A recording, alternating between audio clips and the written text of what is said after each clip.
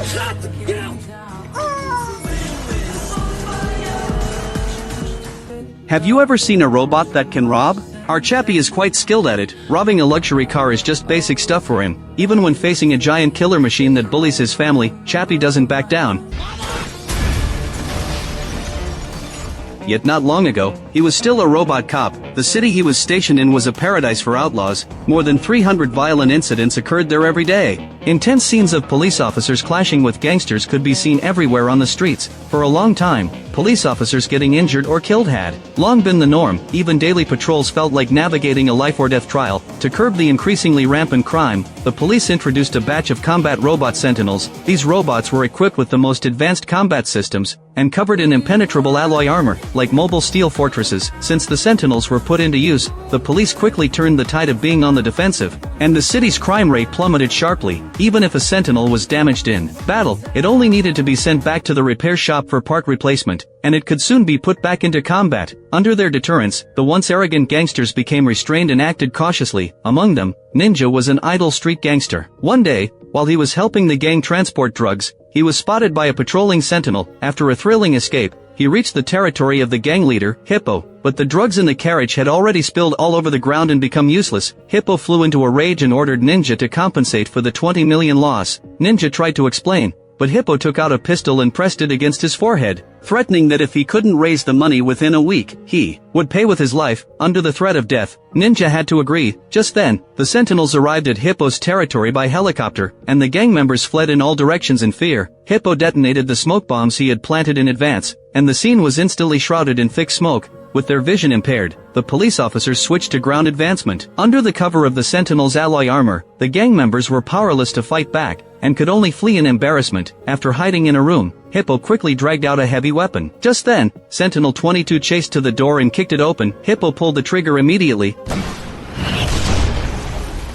This shot directly destroyed Sentinel 22's combat system. The police officer who narrowly escaped quickly called for backup. On the other side, Ninja took the opportunity to drive away along the path at the back door. After the gangsters fled, the police began to clear the battlefield. This was the 30th large-scale criminal gang they had busted since introducing the Sentinels. As their achievements continued to update, the stock price of Delaware Corporation, the developer of the Sentinels, soared all the way, making it a leader in the capital market. To prevent the Sentinel system from being hacked, Delaware Corporation adopted a key system with the highest encryption level. This meant that only the company's technical team could upgrade and modify the Sentinel's programs. After securing an order for 100 Sentinels from the police station, Dion, the core developer of the Sentinels, became a star in the company. Colleagues swarmed around to congratulate him, singing high praises for his technology. But Dion's ambition went far beyond this. He had always dreamed of creating intelligent robots that could think independently and perceive emotions. He spent 2 years researching artificial intelligence technology for this purpose, and tonight, his research finally achieved a breakthrough.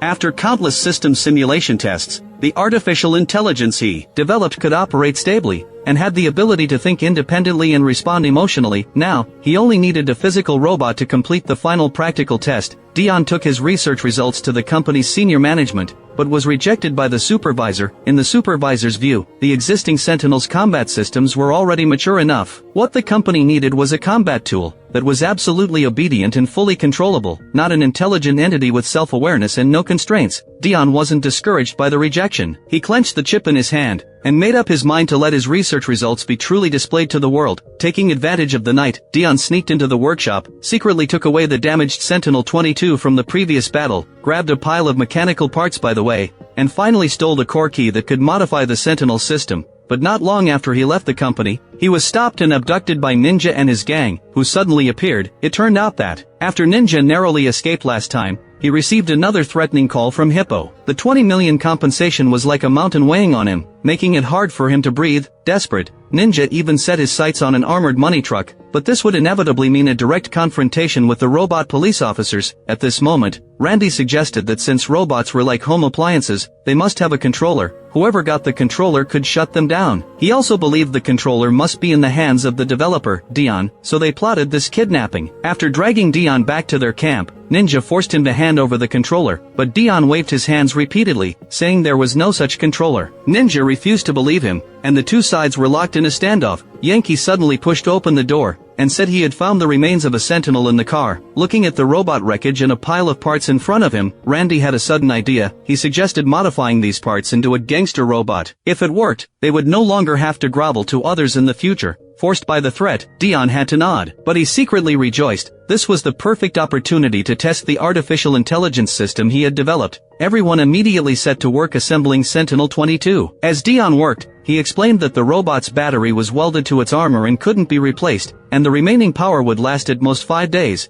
After the assembly was completed, Dion inserted the key and began implanting the artificial intelligence. Under his eager gaze, Sentinel-22 was activated, but its next reaction left all the gangsters dumbfounded. It huddled in the corner like a frightened animal, dodging around. Dion quickly explained that it was just like a newborn baby now, curious yet scared of everything around it. Perhaps sensing the kindness from Dion and Randy, Sentinel-22 slowly moved out of the corner. Under Dion's patient guidance, it quickly learned the word watch. Its cleverness made Dion laugh, and Randy even gave it a name, Chappie. With a name of its own, Chappie let out a cheerful mechanical sound, like a child who had received candy. But at this moment, Ninja walked over with a livid face. He shoved Dion aside, and complained that they shouldn't be wasting time on this nonsense. His goal in modifying the robot was clear: to use it for robberies. Chappie's battery only had 5 days left, and he didn't want to waste it on trivial things like teaching words. Early the next morning, Ninja stuffed a gun into Chappie's hand and forced it to learn to shoot. The harsh sound of gunfire made Chappie step back, but Ninja grabbed its mechanical arm forcefully. Nervous, Chappie pulled the trigger randomly. The bullets hit the wall, sending fragments flying. Hearing the commotion, Randy rushed out, yelling at Ninja that they should teach Chappie slowly, just like Dion did. On the other side, Dion was indeed putting a lot of thought into Chappie. He even searched for baby early education guides online. After organizing the information, he tucked the notebook into his pocket and prepared to go find Chappie, not noticing a figure following him from behind. It turned out that in addition to the Sentinel robots, Delaware Corporation was also developing a larger robot named Moose, whose designer was Jason.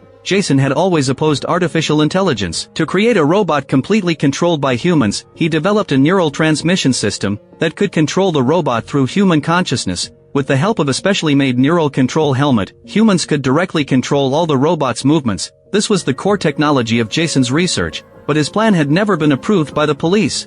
Unwilling to give up, Jason secretly made up his mind to destroy the Sentinel's combat system, but when he sneaked into the vault to steal the key, he found that the key was already gone. He was shocked when he checked the usage records through the company system. The key was actually bound to Sentinel-22. He guessed this must be Dion's doing. That was why he had been quietly following Dion all the way, waiting for a chance to take back the key. At this time, after Randy's patient teaching, Chappie could already communicate smoothly with humans, and even learn street slang. The gangsters gathered around Chappie, teasing it one after another, saying the little guy was clever and even spoke gangster talk. Just then, Dion arrived at the camp and greeted Chappie happily. But Chappie's full-on gangster tone made his expression change instantly. He quickly pulled Chappie aside, and made it promise never to get involved in illegal activities. Chappie nodded and agreed immediately. Only then did Dion breathe a sigh of relief. He took out a storybook and read to Chappie, and even stayed to draw with it. This warm scene was seen by Jason, who was hiding in the dark. Just then, Ninja returned in a hurry from outside. As soon as he saw Dion, he started beating and kicking him, yelling that what he wanted was a killer robot that could charge into battle, not an artist who only knew how to draw. Under Ninja's threat, Dion had to flee in embarrassment. Before long, Yankee brought news that a cash transport convoy would pass by in 2 days. Anxious to get the money to pay off his debt, Ninja decided to take a ruthless approach with Chappie. He drove Chappie to a neighborhood where gangsters gathered, pushed Chappie out of the car,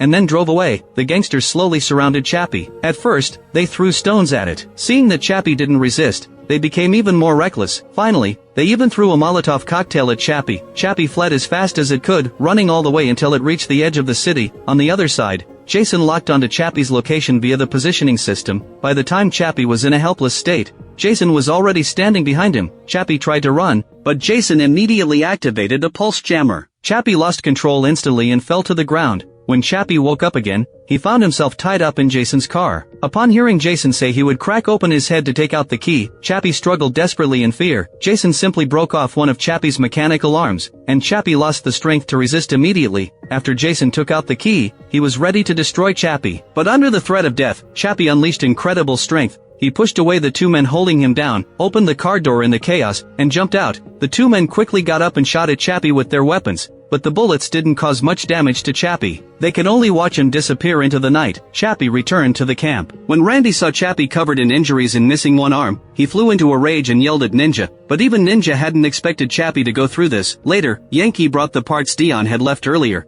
and everyone worked together to attach a new mechanical arm to Chappie. Looking at his arm, which was as good as new, Chappie quickly forgot the pain he had just endured. The next day, Ninja went to Chappie and apologized voluntarily, saying he had treated Chappie that way before. To make him stronger and able to protect himself, he also stated that from that day on, he would be Chappie's dad. To turn Chappie into a qualified gangster, Ninja decided to start with teaching him how to walk. He demonstrated while muttering that walking needed style, to show the aura of a boss. Next, Ninja began teaching Chappie to handle a gun, but Chappie stepped back repeatedly and refused to pull the trigger. He still remembered the promise he had made to Dion, never to get involved in illegal things. Seeing Chappie like this, Ninja couldn't help but raise his voice and scold him, saying if Chappie didn't even dare to fire a gun, how would he survive in the gang world later? Just then, Yankee walked over, patted Chappie's mechanical shoulder, and said it was okay if he didn't want to use a gun, he could use a dagger instead, to make those enemies fall asleep. The confused Chappie half understood, but quickly learned to use the dagger. His movements were clumsy, but he got the hang of it. Having found a way forward, Ninja focused on training Chappie to use cold weapons. They started with darts. Chappie stared at the target and threw repeatedly, and soon he could hit it accurately. Then they practiced with nunchucks. The metal sticks whirled powerfully in his mechanical hands. With his super strong learning ability, Chappie soon mastered hitting the target with darts every time, and could even kick down a thick wall with 1 foot easily. After training, the gangsters sprayed cool tattoo patterns on Chappie and put a heavy gold chain around his neck. Thus, the world's first intelligent robot with a gangster vibe was officially born. Later, Ninja took Chappie to the street, pointed at a car by the road, and said the car had been stolen before. Now they were going to get it back. Upon hearing this, Chappie flew into a rage instantly, picked up a large wrench from the ground, and charged over. The driver in the car hadn't even reacted yet. He rolled down the window and greeted them. Chappie raised the wrench and smashed it randomly on the car body. Soon, the car was completely wrecked. He even picked up the driver and threw him into the nearby grass. Ninja quickly called Chappie back, saying he hadn't told Chappie to smash the car. He wanted Chappie to get the car intact. Chappie nodded and said they should try again. They soon locked onto their next target. This time, Chappie was smarter. He held up a gun and signaled the driver to get out. The driver was so scared that he abandoned the car and fled. Yankee took the chance to run over and drive it. In this way, they stole their first car. In the following operations, Chappie became more and more skilled. In the end, he could easily stop a car and get it by himself. In just half a day, Chappie stole several luxury cars for Ninja. Ninja was overjoyed and decided to first exchange these cars for weapons, then carry out the armored money truck robbery plan. But Chappie shook his head and refused, saying robbery was illegal and he couldn't do it. He had never forgotten his promise to Dion. When they arrived at the weapon trading spot, Ninja had to go in to negotiate by himself, and told Chappie to stand guard downstairs. Just then, Chappie noticed a dead stray dog lying in the corner. He carefully stretched out his mechanical finger and touched the puppy's body. It was the first time he had witnessed the passing of a life with his own eyes, and the blue light in his mechanical eyes flickered slightly. This scene was just seen by Ninja. He took the opportunity to tell Chappie, "This is reality. It's cruel. If you want to survive, you have to learn to fight." But Chappie shook his head and said he wouldn't die. Ninja pointed to Chappie's chest and said, "After the last battle, your battery and armor were welded together. They can't be replaced. Once the power runs out, you'll disappear. The only way now is to get a new body, and that takes a lot of money. Robbery is the only way to get it quickly, to keep living." Chappie fell silent for a moment, then nodded and agreed to the robbery plan. On the other side, Dion had someone buy him a gun, and made up his mind to bring Chappie back this time. But when he found Chappie stepped back and refused to go with him. He even questioned Dion, "Since you created me, why did you give me a body that's going to die soon?" Dion explained that he hadn't created Chappie to let him disappear. Chappie lowered his head and said, "I want to live. I want to stay here with Mom Randy. I don't want to disappear." As Dion looked at Chappie in front of him, his eyes turned red. He said, "You've become someone I never imagined. I never thought you'd grow into such a special being." Just as they were talking, Chappie suddenly sparked all over his body and collapsed to the ground. It turned out that after getting the key, Jason had immediately taken action. He wanted to disable all Sentinels. Only then would his developed moose be accepted by the police. He remotely implanted a malicious program into the Sentinel system. In an instant, all Sentinels in the city lost their ability to move and collapsed one after another. Chappie was also affected and stopped functioning. Dion immediately figured out what was wrong. He quickly helped Chappie up, and said he would take him back to the company to replace the hacked program. At the same time, the news that all robot police officers were paralyzed reached the gangsters. The entire city fell into chaos in an instant. gang members poured onto the streets, looting stores and acting recklessly, putting on a long-lost crazy farce. As Jason watched the riot news on TV, the corners of his mouth couldn't help but rise. He couldn't hide his ecstasy. To cover up his actions, after all sentinels were offline, he deleted the malicious program from his computer and destroyed all traces. On the other side, Dion took Chappie back to the company. Through computer data analysis, he quickly detected the malicious program in Chappie's system. He quickly deleted the malicious code and restarted Chappie's system. Under Dion's worried gaze, the blue light in Chappie's mechanical eyes lit up again, and he slowly woke up. Later, Dion pulled Chappie and prepared to leave. But when they just reached the lobby, Chappie suddenly stopped and fixed his gaze on a huge robot nearby. Dion explained, "That's Moose. Unlike you, it can only move with a neural control helmet." Next to Moose, there was also a brand new Sentinel robot. Chappie's eyes lit up and he said, "This new body can save me just right," but Dion said, "You already have self-awareness, you can't be copied like Data. Besides, no one has ever been able to explain what form consciousness really takes. It can't be transferred." But Chappie refused to give up. He was convinced he could solve the mystery of consciousness. Taking advantage of Dion's inattention, he grabbed the neural control helmet nearby and ran out. The city's riots grew more intense. Jason found the company supervisor and proposed activating Moose again, but was still rejected. The supervisor still wanted to restart the Sentinel system, so Jason had to give up temporarily and wait for an opportunity in secret. After returning to the camp, Chappie began studying the neural control helmet. He connected his consciousness to the network, and a massive amount of human knowledge flooded into his system in an instant. He calmed down to organize this information, trying to find a way to extract his consciousness. With his super strong learning ability, he succeeded in calculating his own neural data. Looking at the constantly jumping code on the computer, Chappie knew this was the prototype of another himself. As long as he could get a new body, he could complete the consciousness transfer. Thus, the plan to rob the armored money truck was launched in a hurry. After everyone arrived at the designated location fully armed,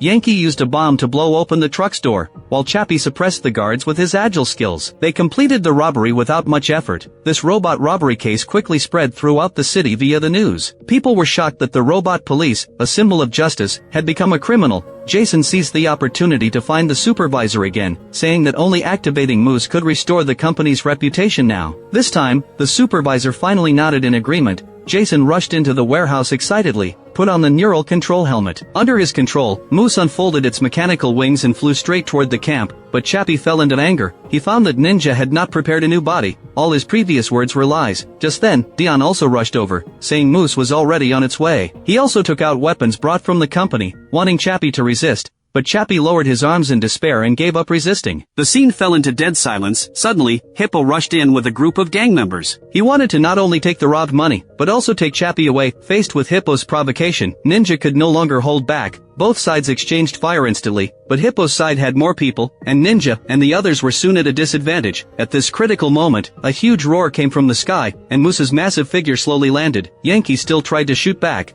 but the bullets hit Moose's armor without any effect. Moose lifted its foot and stepped on Yankee's chest, then stretched out its mechanical scissors. With a scream, Yankee was torn in half. After that, Moose fired a shell that hit a nearby car, and banknotes flew everywhere. Hippo was furious and ordered all gang members to attack Moose. Faced with the dense firepower, Jason controlled Moose to soar into the air suddenly to avoid the attack, then activated the weapon of mass destruction without hesitation. Amidst bursts of explosions, the ground was blown into deep pits one after another, and Jason's eyes became more and more fanatical. Immediately after, he pressed the launch button for the cluster bombs. When this highly destructive weapon hit the ground, it instantly raised a sky full of flames and smoke. When the smoke cleared, Jason looked at the messy battlefield, and a nearly crazy smile appeared on his face. He then controlled Moose to land back on the ground, and approached Dion step by step, planning to eliminate this hidden threat. Just then, Chappie rushed out. He jumped and pounced toward Moose, embedding the pre-prepared bomb into the gap of Moose's armor. After landing, Chappie picked up his weapon, and fired fiercely at Moose's joints and weapon interfaces. The powerful impact pushed Moose back, and the muzzles and machine guns on its body all lost their function. Just as he was about to press the detonator, Moose suddenly came to its senses, and the detonator flew out of Chappie's hand. Hippo immediately led his men to launch another attack, and Moose's attention was instantly drawn away.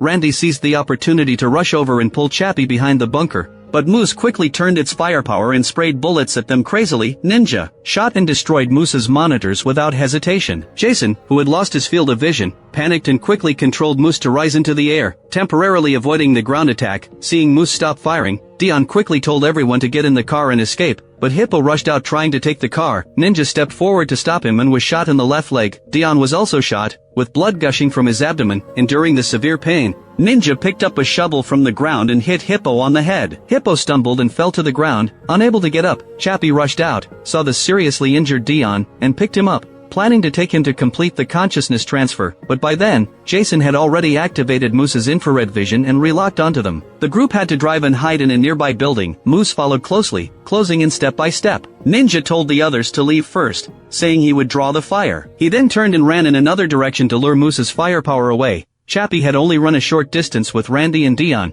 when Randy suddenly turned back. She picked up a weapon from the ground and shot at Moose. The hit Moose instantly locked onto Randy. Dense bullets pierced her chest, and she fell straight to the ground. Chappie roared and shouted "Mom," ignoring Moose's gunfire. He rushed over like a maniac and picked up the drop detonator. With a loud bang, Moose was blown up into a pile of twisted scrap metal. Looking at Randy's lifeless body, Chappie's eyes were filled with anger. He said he would avenge his mom. He took Dion to Delaware Corporation, recognized Jason at a glance, and rushed over to punch and kick him. Jason was defenseless and soon fell to the ground, motionless. Later, Chappie took Dion to the workshop. Despite Dion's protests, he forced the neural transmission helmet onto Dion's head. The moment he pressed the start button, Dion's consciousness began to detach. When he woke up again, he found that his consciousness had transferred into a new robot body. Looking at Chappie, Dion's face was filled with shock. Chappie's research had actually succeeded. There was no time to think. Dion used the remote control system left by Jason to find nearby robots that could carry consciousness. After finding a target, Chappie put on the helmet. As Dion pressed the confirm button, his consciousness also transferred successfully. Before the police arrived, Dion took Chappie and quietly left the company. On the other side, while sorting through Randy's belongings, Ninja found a USB drive. It turned out that when Chappie was researching consciousness transfer earlier, he had secretly copied Randy's consciousness. Back at the camp, everyone buried Randy's body. Chappie remotely connected to Delaware Corporation's operation room and uploaded Randy's consciousness back up into a new robot body. He wanted to bring his mom back in another form. The film ends here. If robots really gain self-awareness, will the first thing they learn be human kindness or the darkness of human nature? In the story, Chappie is like a newborn baby,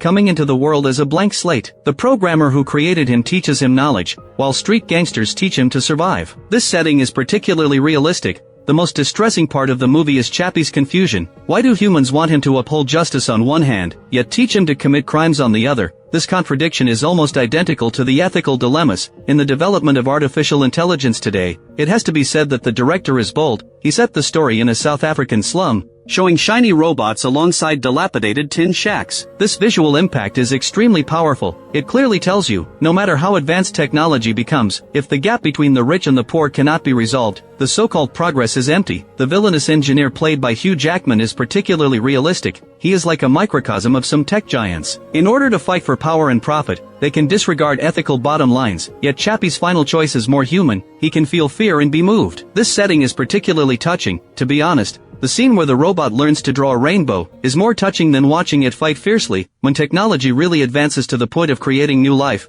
will humans be ready to be creators? Will we exploit and use these new lives like tools, or guide and educate them like children? Now that AI technology is developing so rapidly, what is shown in this movie might become a reality someday. What will humans do then? This video ends here. If you have other opinions, please leave a comment in the comment section. See you next time.